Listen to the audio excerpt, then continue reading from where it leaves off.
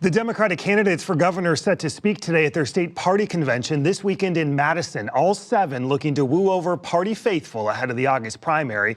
It comes as we announce our live primetime Democratic primary debate July 28th, 7 p.m. More on that down the road. But first, our new conversation with the state party chairman amid a big field for governor and recent public sparring as Governor Tony Evers prepares to leave office and the fallout from the failed tax relief deal. All the candidates are going to speak at the convention to those gathered this weekend. The party, though, doesn't endorse. Is that a strategic reason, or why no endorsement coming out of your conventions?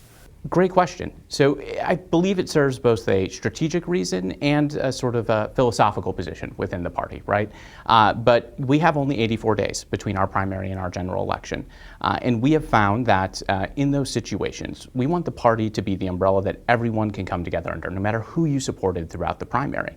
We don't have time for people to have hurt feelings about the party putting its thumb on the scale, which we have seen time and time again can cause some really strong feelings of resentment. And this ultimately means that we are able to be the sort of neutral broker, that no one can complain that their candidate didn't get a fair shake. And I usually find that when people feel like they had a fair shake, their candidate had a fair shot, no one had their thumb on the scale, they're much more willing to lock arms and march forward to the general election. There's a wide spectrum of candidates when you look at the field for governor that you're going to hear from at the convention this weekend, from Francesca Hong, who is a Democratic socialist, to Missy Hughes, who some may say is a more moderate Democrat. Where would you say Wisconsin Democrats are right now between those bookends of candidates that will be up on stage? So I like to look at what's on voters' minds, right, and what they're concerned about. And I think right now it's affordability. And I think when you see comments like the ones the president's made, that he loves the inflation numbers that are happening right now, I think that is not where people are in the state. And with our primary voters, I think what they're looking for is who can present the best vision for the future. It is not just enough to be against Donald Trump because, listen, voters are rejecting him widely. To distinguish yourself in this primary, the most important thing is to talk about what you will do, what you will deliver, and how we can build a better Wisconsin that works for everybody.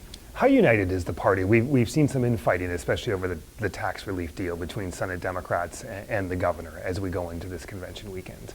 Yeah, well, I mean, this is, once again, the conversation that we're having within the Democratic Party is one about how to make life more affordable for working people.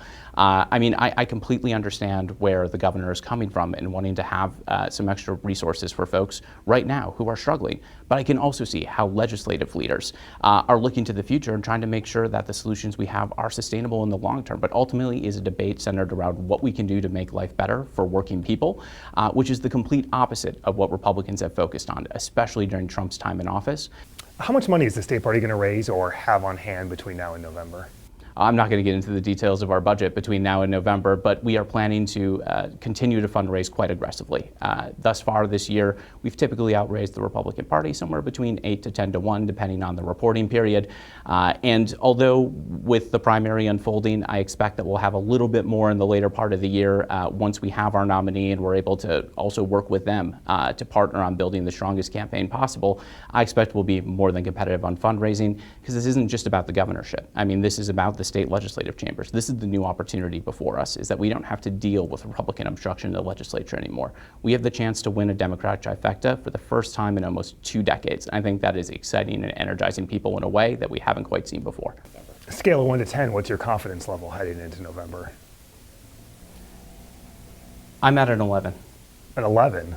An 11. Yeah, I'm incredibly confident. Listen, we are used to doing the work here at the Democratic Party of Wisconsin, and this is going to take a heck of a lot of work. I'm not going to kid anybody about that. But this is what everything we have done has led up to.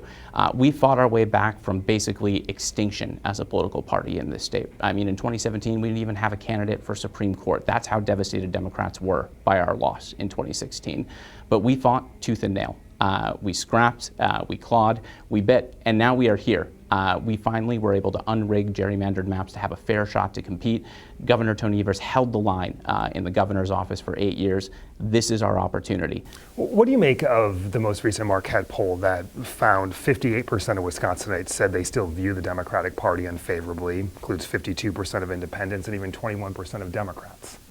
Yeah, absolutely. Well, and I think the Democrats are a major driver of that force, right? Like in these questions, we always expect there to be a pretty strong partisan reaction one way or the other. I mean, that's especially how a state like Wisconsin works. I mean, I think the problem is that there are a good number of Democrats who don't believe that the Democratic Party has fought hard enough, especially in the early months and first year of the Trump administration. They didn't quite see the response from national Democratic leadership that they were hoping to see. They weren't quite seeing that fight. And I think that as we go along, we are starting to figure out how voters can weigh in on the process in the context of our primary. That's also one of the reasons why I think this is healthy, right? There's a lot of questions about what does the future of the party look like, right? What is our next step? And this is a way where voters get to have an input on that without feeling like the choice was made for them. All right, coming up, potential changes to the bipartisan shared revenue law, the revelations right here next.